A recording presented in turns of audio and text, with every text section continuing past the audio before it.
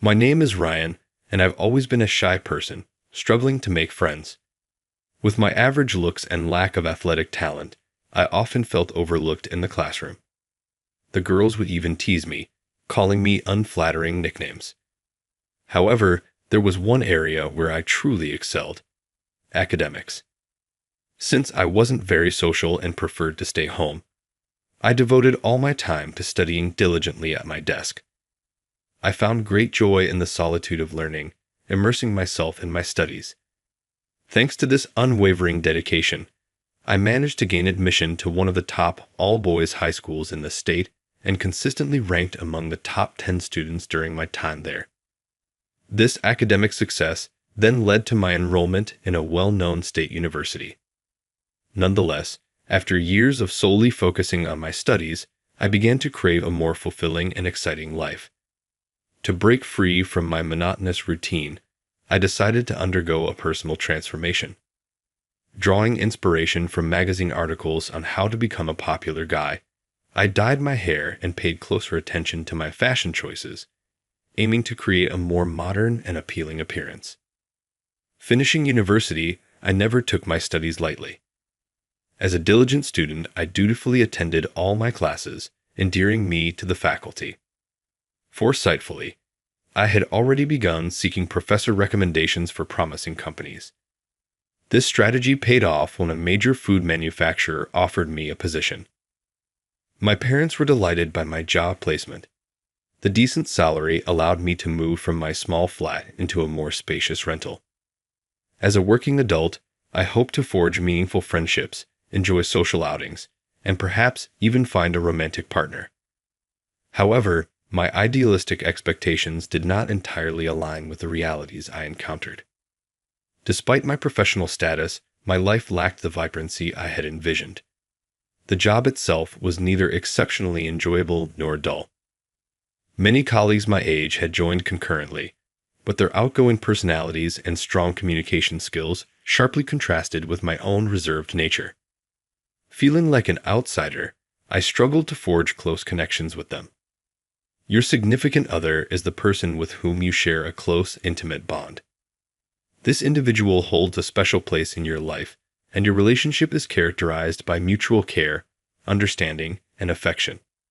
Together, you embark on a journey of companionship, cherishing each other's presence and building a foundation of trust and support. Your girlfriend is the one who walks alongside you, offering a unique perspective and a source of comfort during both joyous and challenging times. She is your confidant, your partner in life's adventures, and the one with whom you can express your deepest thoughts and emotions without fear of judgment. Your girlfriend is an integral part of your life, a cherished companion who helps you grow and navigate the complexities of the world. Eventually, I settled into a tranquil routine, simply moving between my home and workplace. This monotonous lifestyle held a certain serenity, but at the age of 30, everything changed when I was unexpectedly transferred to the sales department. This marked the beginning of a grueling daily grind. I had previously worked in the product department, primarily focused on order processing. It was a solitary role, with only occasional interactions with suppliers, the perfect fit for someone like me, who struggled with communication. This sudden transition to the sales department was a jarring experience, not just for me, but likely for my colleagues as well.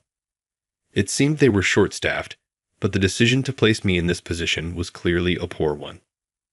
The sales team was filled with bright, outgoing individuals, and I simply couldn't find my place or adapt to the demands of the job.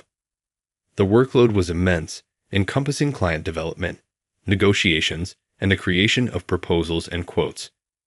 Tasks that I was ill-equipped to handle. Being a poor communicator, I found it incredibly challenging to secure even a single contract, leaving my sales performance consistently at the bottom. To make matters worse, I was constantly assigned menial tasks by my boss and colleagues, further exacerbating my discomfort and sense of inadequacy. Here's a paraphrased version of the given text. This month, my colleagues at work expected me to take on a task that I didn't feel capable of handling. Even though I expressed my reservations, they made it clear they thought little of my abilities. Some of the female employees even went as far as to mock me, saying they wouldn't want to be married to someone as dull as me. While my coworkers steadily climbed the corporate ladder, I remained stagnant, just another ordinary, uninteresting employee among many. I guess I'll just keep falling behind the younger, more successful people. Oh well, I suppose that's my lot in life. I resigned myself. Later that day, my boss Tom summoned me to his office with a request. Apparently, one of our employees had made a promise to a client that he couldn't keep, and now the company risked losing that client if the deadline wasn't met. The mistake was serious enough that the employee, who happened to be the boss's son, could be fired. However, since I was new to the department, Tom suggested that I might be able to take the fall instead, perhaps only receiving a warning and a transfer as punishment. I understand you're in a tough spot, but asking me to take the blame isn't right. It's not fair to put that burden on me. I know you're hoping to avoid consequences, but that's not how it should work. Let's find a different solution that doesn't involve dishonesty or hurting someone else. I'm here to help, but I can't cover up for your actions.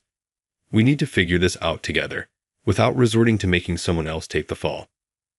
I tried to stand my ground and fight back, but Tom became irate and shouted, "Can't you see you're just a burden?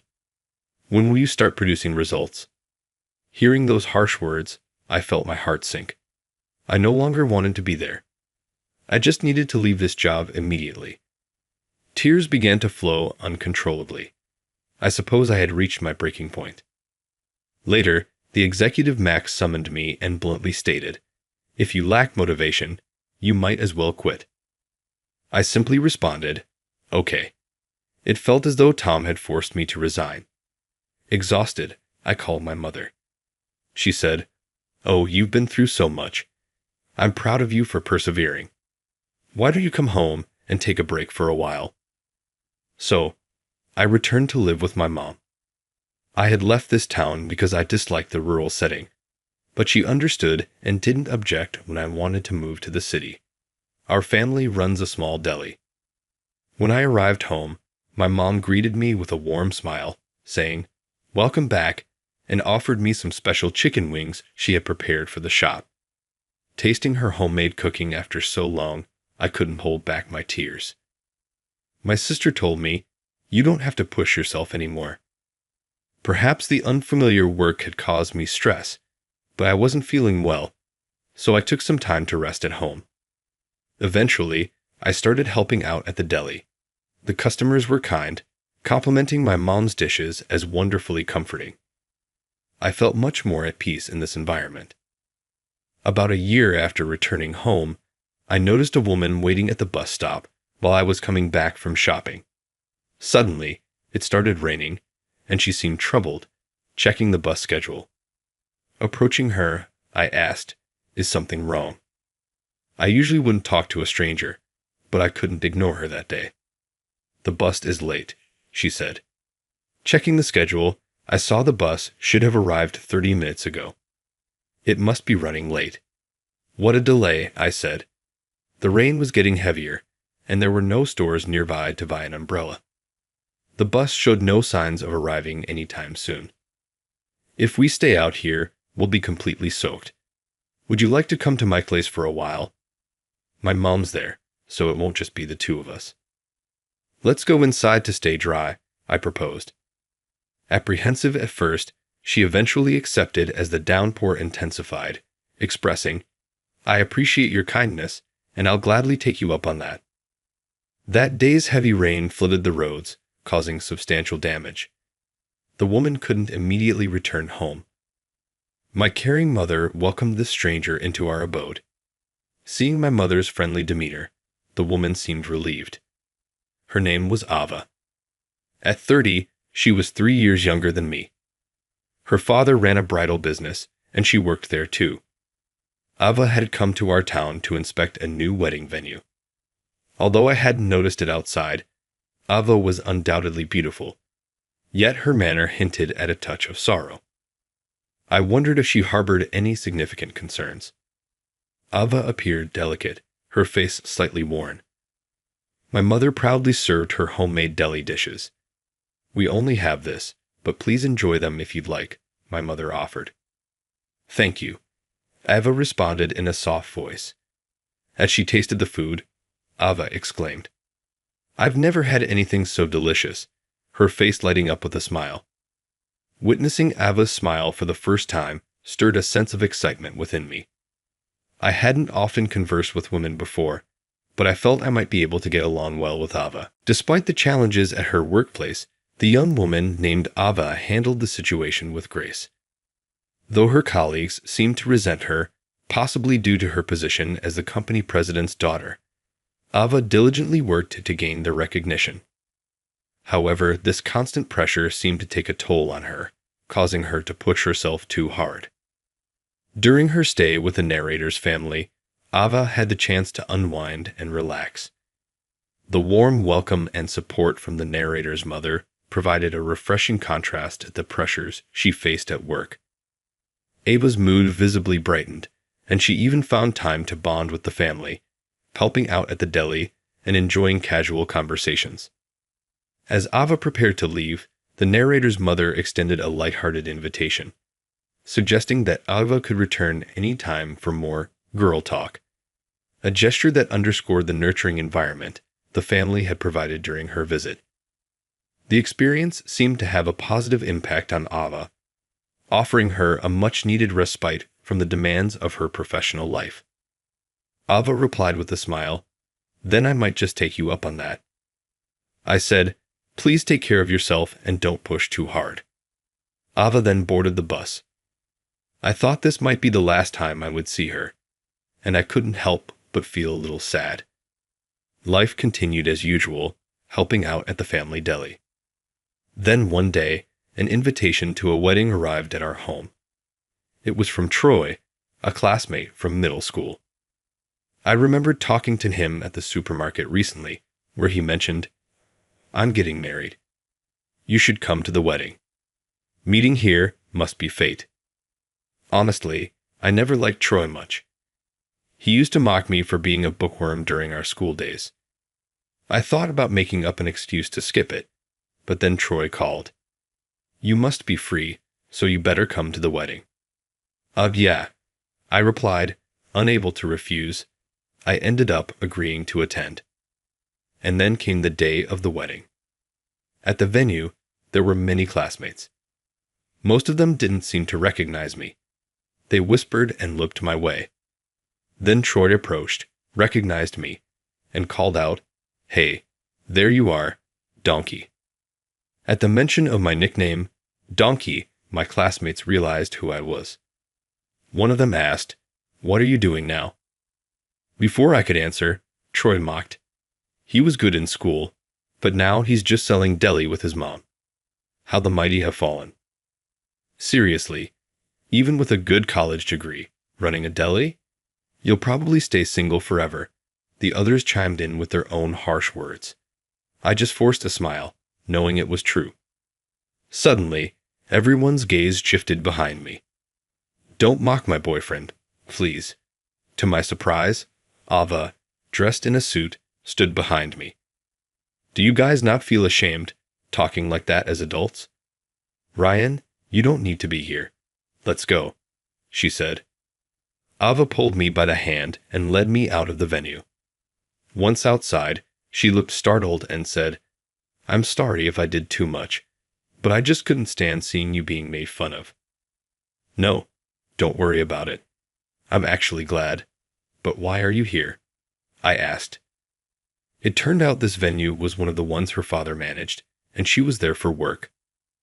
Would you like to have dinner with me after I finish work? She offered. I immediately said, Of course. I was thrilled to see her again, never expecting our paths to cross. We didn't return to the wedding, but went to dinner together instead. I was actually hoping to see you again, but meeting here at the wedding venue. Maybe it's fate, she said jokingly. To her joking tone, I replied seriously, maybe it is fate. Maybe we both wanted to see each other, and fate brought us together. Those words rolled off my tongue with surprising ease, causing Ava to blush as she asked, Ryan, did you truly want to see me too? I decided to open up about my feelings, telling her how she held a special place in my heart that no one else could fill, and that I couldn't stop thinking about her. "I've been thinking about you as well," she replied, her cheeks flushing. "When you praised my hard work, it really lifted my spirits. Your words are so warm and comforting." "I believe I have feelings for you, Ryan," she confessed.